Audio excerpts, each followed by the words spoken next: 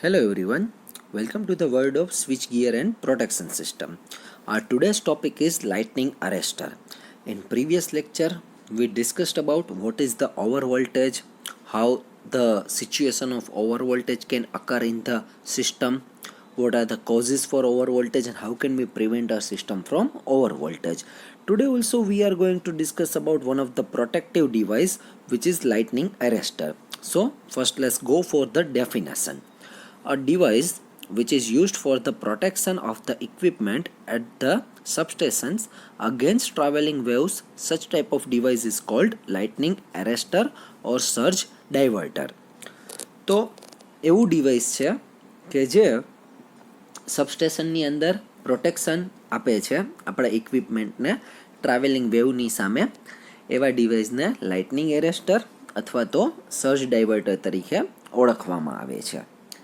In other words, lightning arrestor diverts the abnormal high voltage to the ground.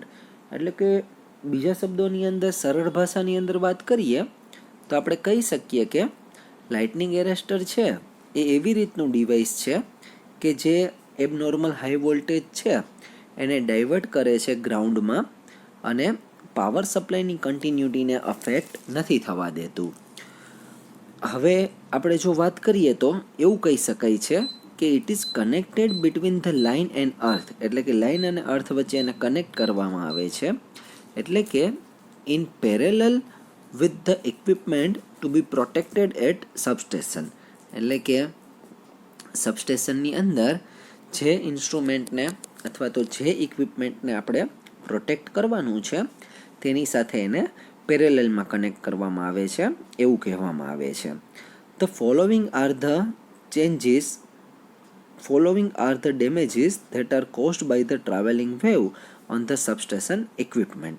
તો આપણે જે વાત કરી કે ભાઈ ટ્રાવેલિંગ વેવની મદદથી આપણે સબસ્ટેશનના ઇક્વિપમેન્ટને પ્રોટેક્ટ કરી શકીએ છીએ, તો હવે આપણે જાણીએ કે કઈ પ્રકારના ડેમેજીસ આપણા સબસ્ટેશનની અંદર ઇક્વિપમેન્ટની અંદર ટ્રાવેલિંગ વેવને લીધે થઈ શકે છે એના વિશે આપણે વાત કરીએ. High peak or crest voltage of the surge may cause flashover in the internal winding, therefore spoil the winding insulation. કે જે વાઇન્ડિંગ ઇન્સ્યુલેશન હોય છે એમાં ઘણી વખત ઇન્ટરનલ વાઇન્ડિંગની અંદર હાઈ પીક અથવા તો ક્રેસ્ટ એટલે કે જે હાઈ લેવલનું જે ટ્રાન્ઝિયન્ટ વોલ્ટેજ આવે એના સર્જને લીધે ફ્લેશ ઓવર જનરેટ થાય છે. આ ફ્લેશ ઓવર ઇન્ટરનલ વાઇન્ડિંગને નુકસાન કરે છે અને એનું જે ઇન્સ્યુલેશન છે એને સ્પોઇલ એટલે કે બગાડી નાખે છે એવું બને છે.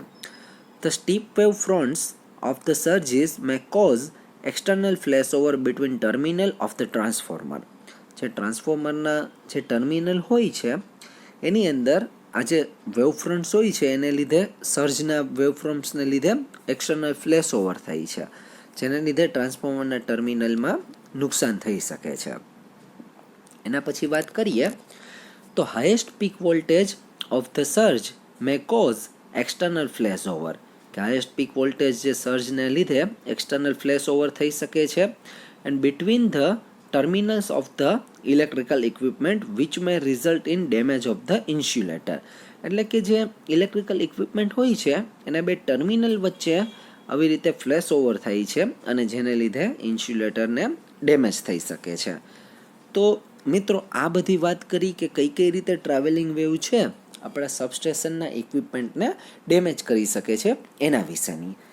તો હવે આપણે વાત કરીએ કે આપણું જે આ પ્રોટેક્ટિવ ડિવાઇસ છે લાઇટનિંગ એરેસ્ટર એ કેવી રીતે કામ કરે છે. એટલે કે working of the lightning arrester. When a travelling wave reaches the arrester. જ્યારે ટ્રાવેલિંગ વેવ છે એ એરેસ્ટર સુધી પહોંચે છે, it sparks over at certain prefixed voltage as shown in below figure. કે નીચેની ફિગરની અંદર આપણને એક વોલ્ટેજ દર્શાવવામાં આવેલો છે. એટલે કે જ્યારે ટ્રાવેલિંગ વેવ એરેસ્ટર સુધી પહોંચે છે ત્યારે એક સ્પાર્ક રૂપે એક પ્રીફિક્સ વોલ્ટેજ સુધી એ જનરેટ થાય છે. The arrester provides a conducting part to the waves of relatively low impedance. એટલે કે એરેસ્ટર છે એ કન્ડક્ટિંગ પાથ પ્રોવાઈડ કરે છે વેવ માટે કે જે વેવમાં લો ઇમ્પિડન્સ રહેલું હોય છે. બિટવીન લાઇન એન્ડ ગ્રાઉન્ડ એને પાથ પ્રોવાઈડ કરે છે. The surge impedance of the line restricts the amplitude of current flowing through the ground. The lightning arrestor provides a path of low impedance only when the traveling surge reaches the surge diverter, neither before it nor after it. તો ખૂબ એક સમજવા જેવી વસ્તુ છે કે ફરીથી જો આપણે વાત કરીએ વર્કિંગની, when a travelling wave reaches the arrester, એટલે કે જ્યારે ટ્રાવેલિંગ વેવ છે એરેસ્ટર સુધી પહોંચે છે, it sparks over at a certain prefixed voltage, એટલે કે ત્યાં સ્પાર્ક્સ જનરેટ કરે છે એક ચોક્કસ પહેલેથી નક્કી કરેલા વોલ્ટેજ પાસે. એ આપણે ફિગરની અંદર જોઈ શકશું. The arrester provides a conducting path, arrester એક કન્ડક્ટિંગ પાથ પ્રોવાઈડ કરે છે વેવ માટે કે જે વેવમાં રિલેટિવલી લો ઇમ્પિડન્સ રહેલો હોય છે, અને એ પાથ પ્રોવાઈડ કરે છે લાઇન અને ગ્રાઉન્ડની વચ્ચે, એવું કહેવામાં આવે છે. The surge impedance of the line restricts the amplitude of current flowing to the ground, એટલે કે એ આપણે લાઇન ઇમ્પિડન્સનું લાઇનને રિસ્ટ્રિક્ટ કરે છે. The lightning arrester provides a path of low impedance only when, lightning arrester જે પાથ પ્રોવાઈડ કરે છે લો impedance માટે ક્યારે કરે છે કે જ્યારે ટ્રાવેલિંગ વેવ છે, ટ્રાવેલિંગ સર્જ છે એ સર્જ ડાયવર્ટર સુધી પહોંચે છે, નહીં એની પહેલાં કે નહીં એની પછી. આ ખૂબ મહત્વની વસ્તુ છે. The insulation of the equipment can be protected if the shape of the voltage and current at the diverter terminal is similar to the shape shown below, કે આ પ્રકારેનો જો શેપ હશે વોલ્ટેજ અને કરંટનો ડાયવર્ટર ટર્મિનલ પાસે તો એને protect કરશે. તો અહીં આપણે જોઈ શકીએ છીએ કે જો વોલ્ટેજની કેરેક્ટરિસ્ટિક આપેલી છે કે જેના માટે વોલ્ટેજ અને ટાઈમ વચ્ચેનો એક આપણને ગ્રાફ દર્શાવેલો છે. તો આપણે વાત કરીએ એ પ્રમાણે કે જે ચોક્કસ પોઈન્ટને જ્યારે પહોંચશે વોલ્ટેજ ત્યારે સ્પાર્ક ઓવર થશે, એ પોઈન્ટ પાસે પહોંચે ત્યારે સ્પાર્ક ઓવર થાય છે એવું આપણે કહીએ છીએ. એના પછી ઇનિશિયલ પીક, જે ઇનિશિયલ પીક જનરેટ થઈ છે બી પોઈન્ટ પાસે, એની આપણે વાત કરવામાં આવેલી છે. અને ત્યારબાદ એવું કીધેલું છે કે surge voltage in absence of protection device, કે જે પ્રોટેક્શન ડિવાઇસ ન હોય ત્યારના સર્જ વોલ્ટેજ અને રેસિડ્યુઅલ વોલ્ટેજ એની અંદર દર્શાવેલા છે. કરંટની કેરેક્ટરિસ્ટિક આપણને દર્શાવેલી છે એની અંદર કે કરંટ મેક્સિમમ ટાઈમની સાપેક્ષે કેવી રીતે થઈ છે, કેવી રીતે ત્યાં સર્જ ઉત્પન્ન થાય છે એના વિશે વાત કરેલી છે. હવે આઈડિયલ લાઇટનિંગ એરેસ્ટર છે એની કંઈક પર્ટિક્યુલર કેરેક્ટરિસ્ટિક હોવી જોઈએ. તો એની કેરેક્ટરિસ્ટિક વિશે આપણે વાત કરીએ. It should not draw any current during normal operating condition, એટલે કે નોર્મલ ઓપરેટિંગ કન્ડિશનની અંદર કોઈ કરંટ છે એ ડ્રો કરતું ન હોવું જોઈએ. એટલે કે the spark over voltage must be below the normal or abnormal power frequency that may અકર in the system. આ થઈ એની પહેલી કેરેક્ટરિસ્ટિક. ત્યારબાદ આપણે વાત કરીએ તો એની transient abnormal voltage above the breakdown value must cause it to break down as quickly as possible so that it may provide a conducting path to ground. એટલે કે બ્રેકડાઉન વેલ્યુ છે એ બ્રેકડાઉન સુધી પહોંચવી જોઈએ બને એટલી વહેલી કે જેને લીધે ગ્રાઉન્ડ તરફનો કન્ડક્ટિંગ પાથ મેળવી શકાય. When the breakdown has taken place, કે જ્યારે બ્રેકડાઉન થાય છે ત્યારે it should be capable of carrying the resulting discharge current, એટલે કે એ રિઝલ્ટિંગ ડિસ્ચાર્જ કરંટને મેળવી શકતું હોવું જોઈએ, કોઈ પણ પ્રકારનું ડેમેજ ન થાય એવી રીતે, and without the voltage across is exceeding the breakdown value, કે એના વોલ્ટેજ છે બ્રેકડાઉન વેલ્યુ કરતાં વધી પણ ન જતા હોવા જોઈએ.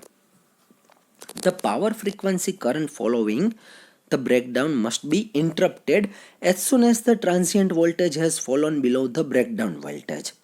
કે જ્યારે પાવર ફ્રીક્વન્સી છે કરંટની પાવર ફ્રીક્વન્સી એ બ્રેકડાઉનને ઇન્ટરપ્ટ કરતી હોવી જોઈએ જેવા ટ્રાન્ઝિયન્ટ વોલ્ટેજ છે બ્રેકડાઉન વેલ્યુ કરતાં નીચેની તરફ આવતા હોય ત્યારે. There are many types of lightning arrestor which are used to protect the power system. કે માર્કેટની અંદર ઘણા બધા લાઇટનિંગ એરેસ્ટર આવેલા છે કે જેની મદદથી આપણે આપણા સબસ્ટેશનના ઇક્વિપમેન્ટને પ્રોટેક્ટ કરી શકતા હોઈએ છીએ. The choices of the lightning arrester depend on the factor, કે કોઈ પણ ઇલેક્ટ્રિકલ ઇક્વિપમેન્ટ છે એની આપણે પસંદગી કરીએ તો એના કોઈ પર્ટિક્યુલર સિલેક્શન ક્રાઇટેરિયા હોય છે.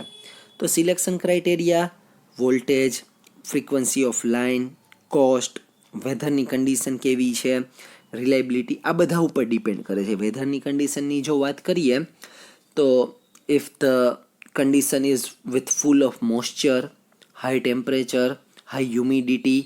સો આ બધી વાત થઈ એન્વાયરમેન્ટની અથવા તો વેધર કન્ડિશનની વાત થઈ. તો આ પ્રકારના અમુક પેરામીટરને પણ ધ્યાનમાં લેવામાં આવે છે જ્યારે આપણે લાઇટનિંગ અરેસ્ટરની પસંદગી કરતા હોઈએ ત્યારે. એના પછી છે લોકેશન ઓફ લાઇટનિંગ અરેસ્ટર. તો લાઇટનિંગ અરેસ્ટરને કેવી રીતે કનેક્ટ કરવામાં આવે છે? આપણે આની પહેલાં વાત કરી કે જે ડિવાઇસનું આપણે પ્રોટેક્શન કરવું હોય સબસ્ટેશનની અંદર તેની પેરેલલ એને કનેક્ટ કરવામાં આવે છે. તો lightning arrester is located close to the equipment that is to be protected. એટલે કે સૌથી પહેલાં તો જે ઇન્સ્ટ્રુમેન્ટને આપણે પ્રોટેક્ટ કરવાનું છે તેની નજીકમાં એને રાખવામાં આવે છે એવું કહેવામાં આવે છે.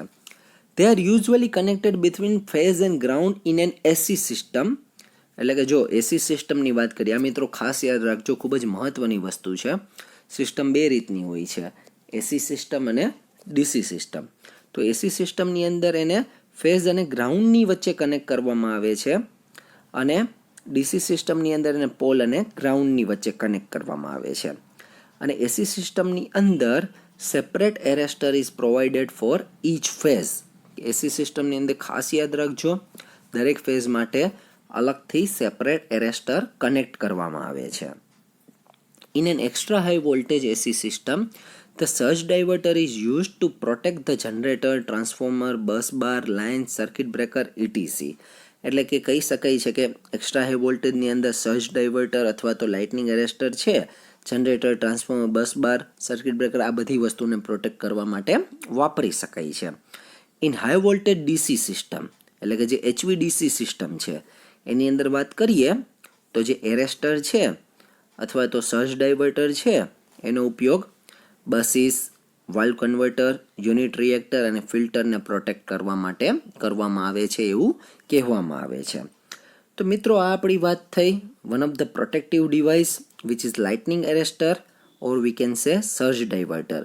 કેવી રીતે એનું સર્કિટ સાથે કનેક્શન કરવામાં આવે છે, કેવી રીતે જે એ ટ્રાન્ઝિયન્ટ વોલ્ટેજ જે જનરેટ થાય છે એને દૂર કરવાનું કામ કરે છે અને આપણા જે કન્ટિન્યુટી જે છે પાવર સપ્લાયની એને અફેક્ટ નથી થવા દેતું, એના વિશે આપણે આ ટોપિકની અંદર વાત કરી.